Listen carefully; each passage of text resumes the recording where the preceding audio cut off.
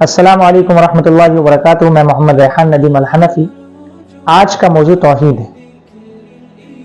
توحید کا معنی تن تنہا، یکتا اور بے مثل ہونا۔ ظاہر سی بات ہے، عقیدہ توحید کی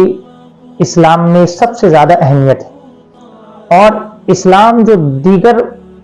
مذاہب سے اور دوسرے ریلیجن سے جو ہے اسلام الگ ہے، وہ اس اعتبار سے ہے کہ اسلام میں توحید کی تعلیم دی گئی۔ توحید کا معنی اللہ تبارک و تعالی اپنی ذات میں، اللہ تبارک و تعالی اپنی صفات میں، اور اللہ تبارک و تعالی اپنی حاکمیت میں سب سے الگ اور سب سے اعلیٰ ہے، اور کوئی بھی اس کے برابر کا نہیں۔ توحید فی العبادہ، توحید الوہیت۔ توحید الوہیت کا معنی یہ ہے کہ اللہ تبارک و تعالی خالق، رازق، مالک اور متصرف الامور، یعنی تمام کاموں میں، انسانی زندگی میں جتنے بھی کام ہیں ان تمام کاموں میں اچھے اور بری تقدیر کا مالک اللہ تبارک و تعالی ہے، اور انسان کی زندگی میں جو بھی اتار چڑھاؤ ہو رہے ہیں اس کا مالک اللہ تبارک و تعالی ہے۔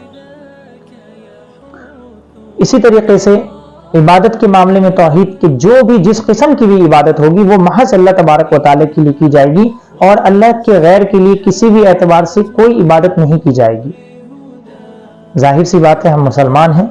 اور مسلمان کا طرز امتیاز، یعنی مسلمان جو دوسروں سے ڈفرینس ہو رہا ہے اور دوسروں سے جو چیز اس کو ڈفرینٹ کر رہی ہے، وہ اصل میں توحید ہے۔ کیونکہ آپ یہ دیکھیں کہ فی زمانہ جو مشرکین ہیں، آج کے زمانے میں جو مشرکین ہیں، اور اسی طریقے سے اللہ کے نبی صلی اللہ علیہ وسلم کے زمانے میں جو مشرکین تھے، ان کا اہل ایمان سے اور موحدین سے خصوصی طور پہ توحید کے ہی مسئلے پہ اختلاف تھا، ورنہ کوئی وجہ نہیں تھی۔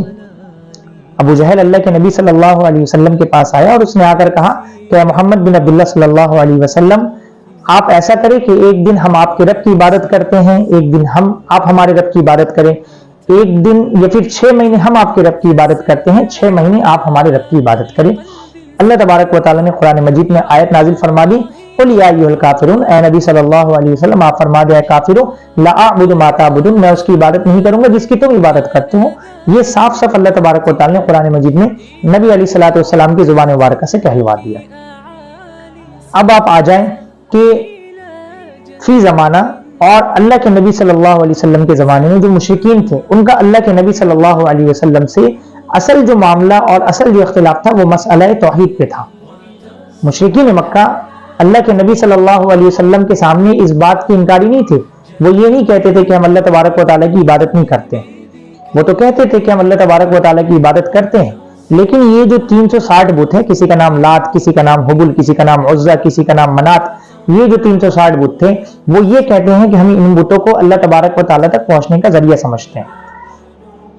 جب ان سے پوچھا جاتا تھا کہ بھائی آپ ان بتوں کی عبادت کیوں کرتے ہیں، تو قرآن مجید نے اس کا جواب دیا کہ وہ دعویٰ کیا کرتے تھے، وَمَا نَعْبُدُهُمْ إِلَّا لِيُقَرِّبُونَا إِلَى اللَّهِ زُلْفَىٰ، کہ یہ ہمیں اللہ تبارک و تعالیٰ سے، ہم جن کی عبادت کرتے ہیں محض اس لیے کرتے ہیں کہ یہ ہمیں اللہ سے قریب کر دیں گے۔ تو اس معنی کر کے وہ ان بتوں کی کیا کرتے تھے، عبادت کرتے تھے۔ لیکن بعض دفعہ ایسا ہوتا تھا کہ وہ جو ہے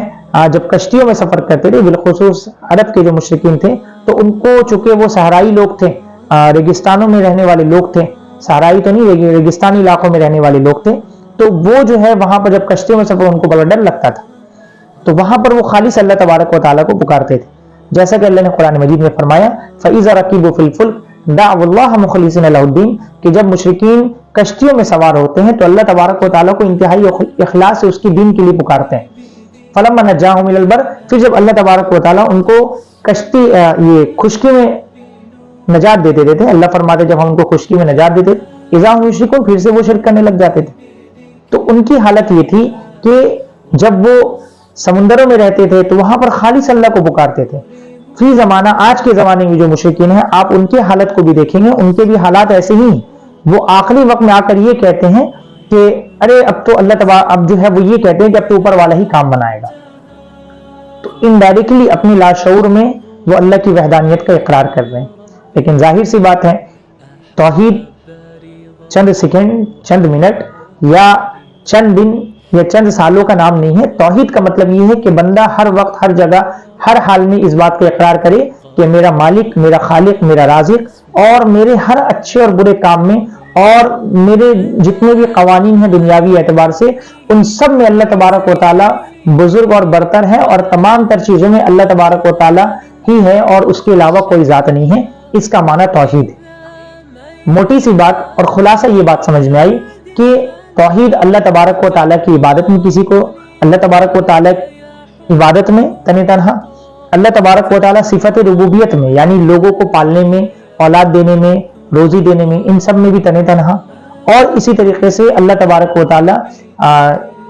حاکمیت میں بھی تن تنہا ہے، یعنی جتنے بھی قوانین ہیں وہ اللہ تبارک و تعالیٰ کی ہی اصل ہیں، اور جو لوگوں کے گھڑے ہوئے قوانین ہیں وہ سوائے